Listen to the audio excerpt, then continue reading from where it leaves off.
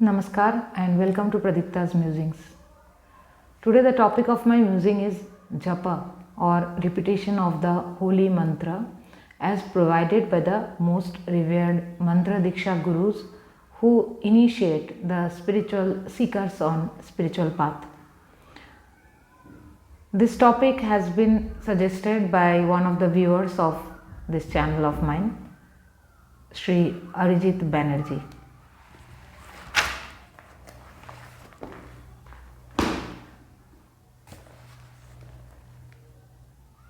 On Japa, I will read out an excerpt from the book How to Seek God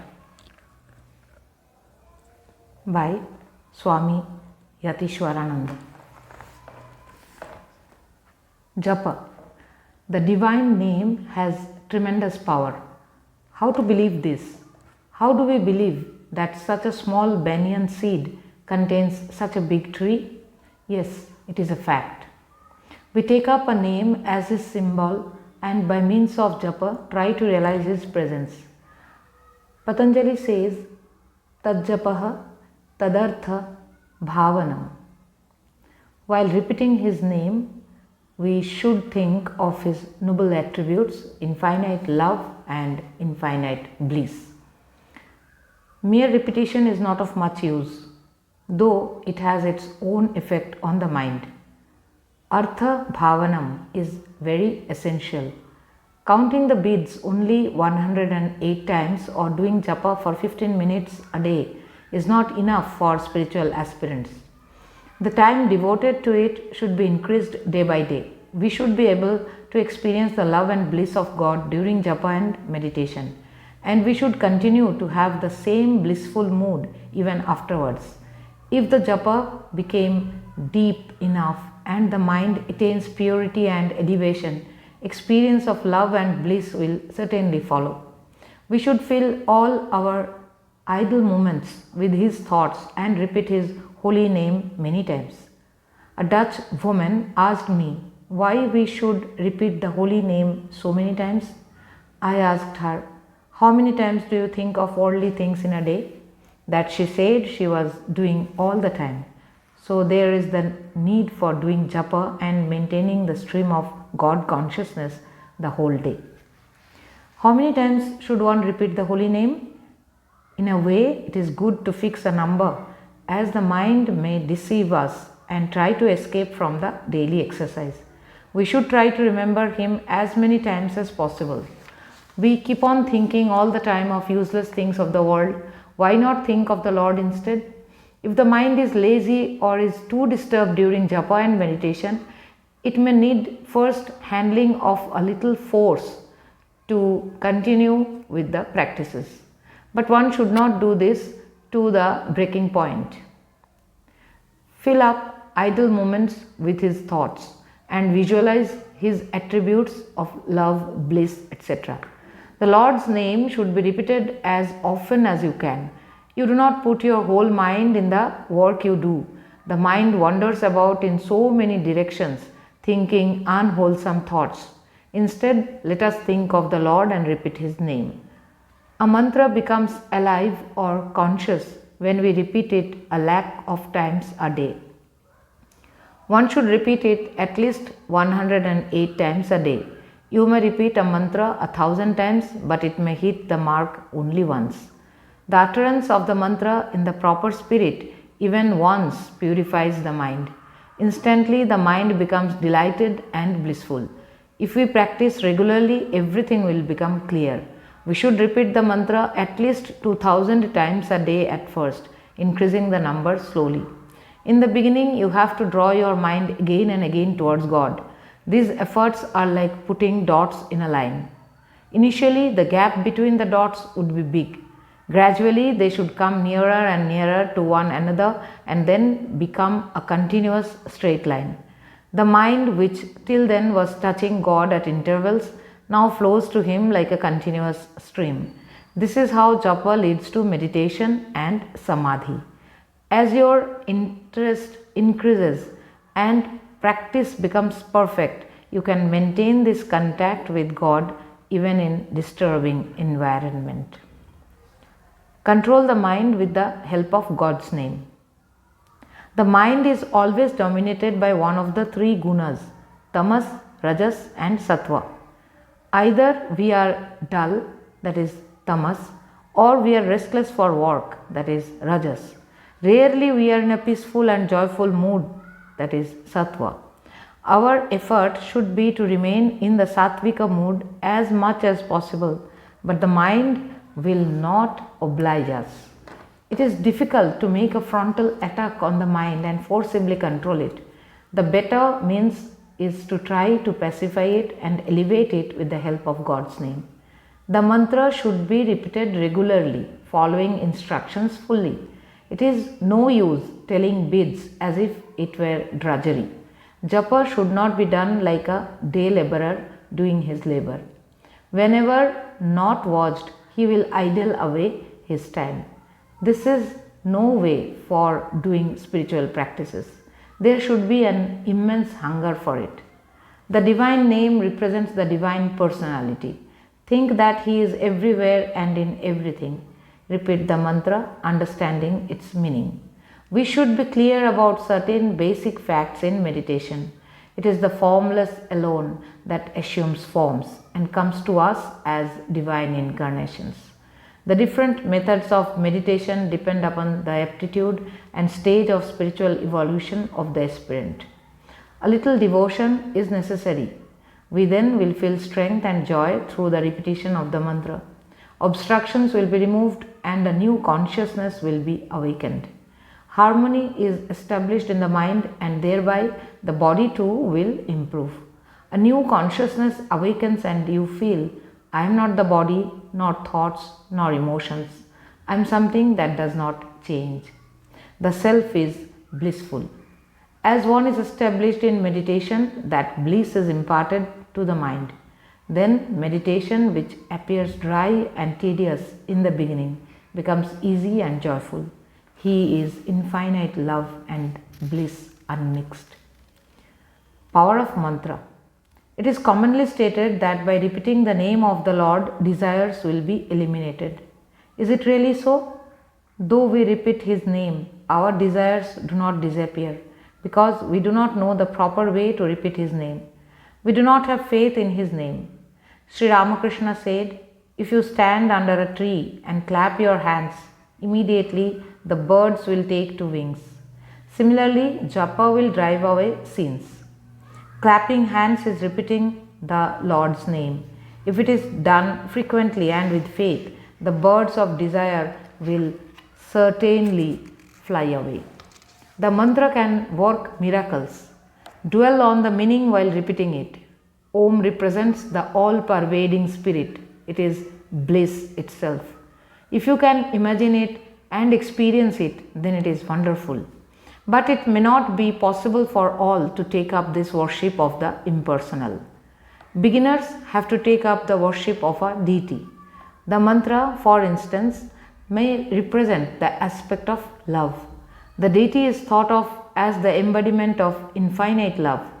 In these mantras, first there is the word Om, then words like Radha Kantaya, Ramakrishnaya, Sambhave, etc. And lastly comes the word Namah. In this process, we think of the all-pervading spirit, then the particular aspect of the deity, who is the manifestation of the infinite spirit, and then we offer ourselves at the feet of the deity. The word Namah may sometimes come in the middle too. Whenever we pronounce a mantra, we must feel that we offer our mind, body and soul at His feet. To use psychological terms, we must repeat His name consciously. The power of the sound is immense. Thoughts are subtle sounds. Personalities appear in our mind while we think of them. Sound leaves a very great impression on our minds. When people scold us, we get angry. Again, when others praise us, we feel happy.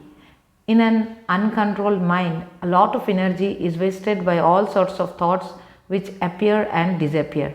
Human cats and human dogs pass through our minds. These thoughts should be replaced by holy ones. Vitarka badhane Pratipaksha Bhavanam. That is, evil thoughts should be counteracted by good thoughts. So, when you are disturbed or agitated, you may repeat the mantra or recite some holy verses of prayer. Instead of concentrating on various distracting and disturbing pictures, why not think of the blissful and conscious form of the deity? Ishta Devata should be perceived all the time. Swami Brahmananda had said, think of your Ishta Devata as blissful and conscious. Then your very nerves will react to the sound and form. By thinking thus, the mind becomes calm and quiet. The nerves receive new energy. We feel expanded and joyful. The deity should not be thought of as a two-dimensional picture. He is the very embodiment of consciousness and bliss, and the image in the mind should be a three-dimensional one. The Ishtam is full of bliss. Look at the divine smile on Sri Ramakrishna's face or on Sri Krishna's face. Think of them as living persons and feel their bliss. When you are under the sway of passions like anger, lust, etc., or when feeling miserable, repeat the Lord's name and watch what a tremendous change takes place. Repeating the Lord's name means all this. Swami Yogananda told Sri Ramakrishna that now and then lustful desires cropped up in his mind. The remedy suggested was repetition of his name. Swami Yogananda used to say later that the mantra had worked miracles. Constant remembrance of God is necessary, and Japa is the best means for that. How to practice Japa? Should you shout and take the life out of him? Mental Japa is the best. If you cannot concentrate without beads, use a rosary. Each time you touch a bead, the mind gets a vibration. The power of the touch brings the mind to concentration. Then comes a time when we can do without outside help. A little taste for the divine name is created. What counts is devotion. If he is the ear of the ear, as declared by the Upanishads, can he not hear our mental call to him? Call sincerely. A lukewarm spirit will not succeed. You should not have a trader's attitude towards him. If you can call on him sincerely even once, it has the power of awakening, creating a spiritual wave that counteracts all worldly waves. Worldly sounds, thoughts and emotions are counteracted by divine sounds, thoughts and emotions. So a time will come when the mind will feel spiritual hunger. When it comes, we cannot but respond. A real appetite is created for the divine name, and by taking spiritual food, body, mind and soul are nourished. Repeat the mantra with great devotion. It is not the quantity of japa that counts, but the quality. It awakens a new consciousness. Create the mood for japa. Don't allow the mind to dwell on useless things. Repeating the name at all times is the best means for that. You must stop the wanderings of the mind as much as possible. That is the secret of spiritual growth. The energy is being diffused and wasted. It should be conserved, and then the mind will go up. Hold on to the name and the form. That helps you to remain alert and prevents your falling into sleep. Tell your mind, I refuse to let you roam about. I am determined that you are to have only one thought, that of my Ishta. Concentrated japa is a great strain, but don't give it up on that account. Sit in a proper posture, relax the body and nerves by a few deep breaths. Salute all gods and goddesses. Pray for your own welfare and that of all others, and then try to raise to the level of the divine. Thus you get the proper mood, but don't give up japa for want of the mood. The mind is simply deceiving you. Have a clear conception of the deity. What is your relationship to him? Is he a stranger, a god of anger and revenge, ever ready to punish me? Then I cannot have a loving relationship with him. He is the soul of my soul, the nearest and dearest one. He is very close to me. He is the eye of my eye, the breath of my breath. He is in my mind, in my buddhi, in my understanding. Feel that he is very close to you. Tell yourself, I am meditating on someone who is very near and dear to me. Meditate on his form. Think of his noble attributes and then fill his infinite consciousness. Identify your own consciousness with his infinite consciousness. This is how the bubble attaching itself to a big wave can find its identity with the ocean. There is another method. Enter the sanctuary of the heart and feel the consciousness there. The heart may not respond immediately, but apply all your power of concentration and then it will. Imagine that the infinite has taken the form of the deity in your heart. Imagine that you have put on a pure, luminous mental body and a physical body. Meditate on him for a while, repeating the mantra.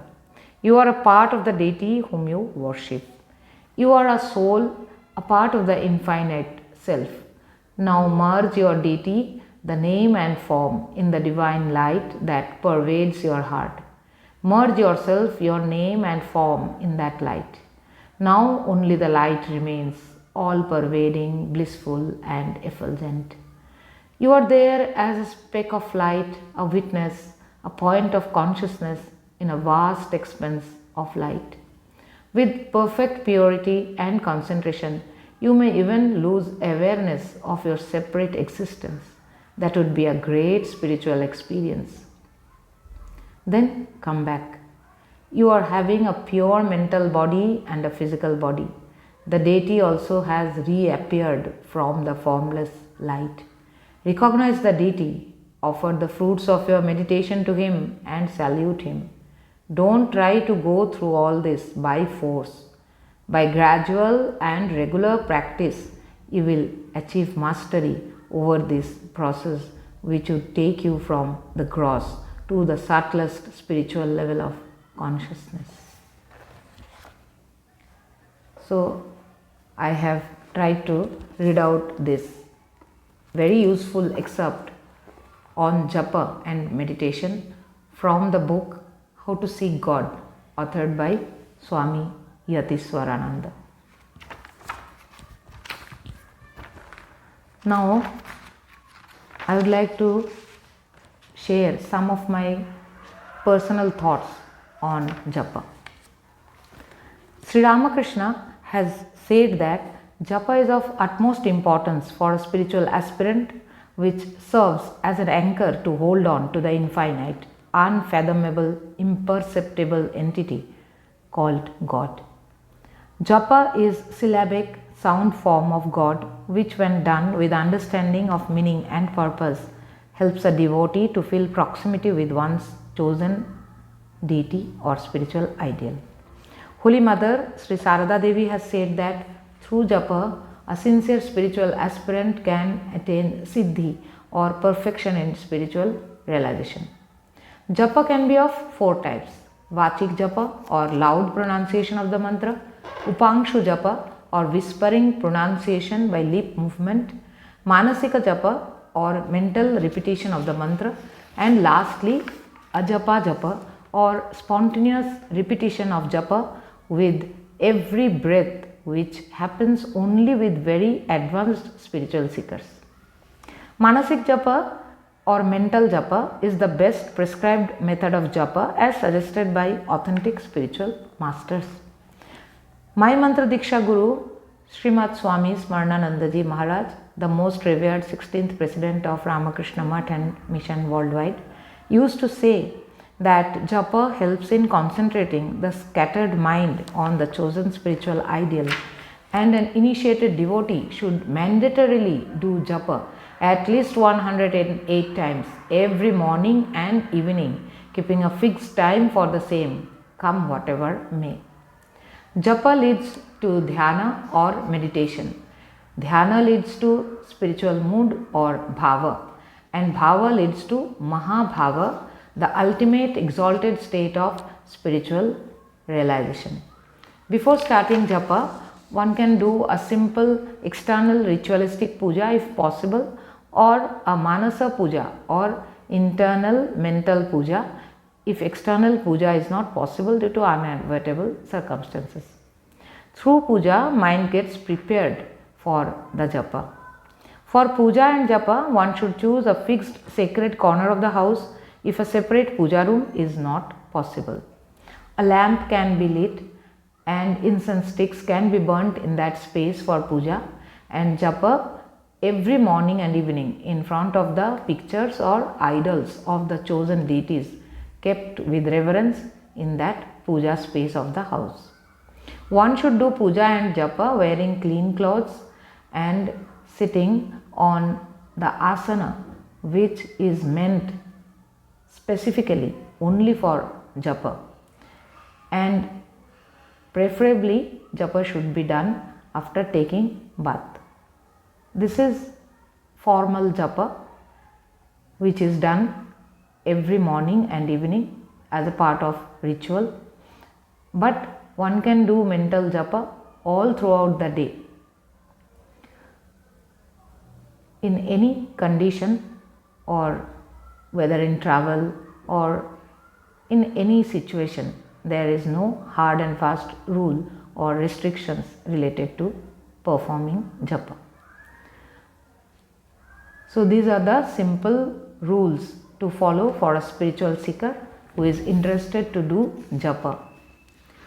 The instructions and the guidance of the Mantradiksha Guru who initiates a devotee on spiritual path is the ultimate in knowing, understanding and following the method of mantra japa.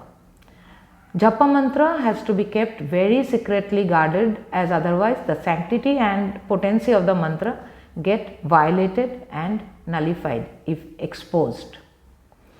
Japa mantra itself is the form of the deity who manifests as the sound form through the pranava and bija and the holy name to whom a devotee surrenders totally. Mananat trayate, which means a mantra rescues from all the dangers and evils when repeated sincerely. Through japa, which is constant repetition of the mantra, while contemplating on the meaning of the mantra, a spiritual aspirant gradually can become one with the chosen spiritual ideal and attain liberation from all the worldly bondages. I have tried to express my views on mantra japa, and I have also read out a very valuable and informative excerpt on japa from the book How to Seek God, authored by the great Vedantist and the all-time great senior monk of the Ramakrishna order, Swami Yatiswaranandaji, who was a direct disciple of Swami Brahmananda, the spiritual son of Sri Ramakrishna Paramahamsa. I hope the devotees will be benefited from this video. Thanks to all for watching this video. Stay tuned to Pradipta's Musings for more such substantial videos. Hari Om Tat Sat. Sri Ramakrishna Arpanamastu.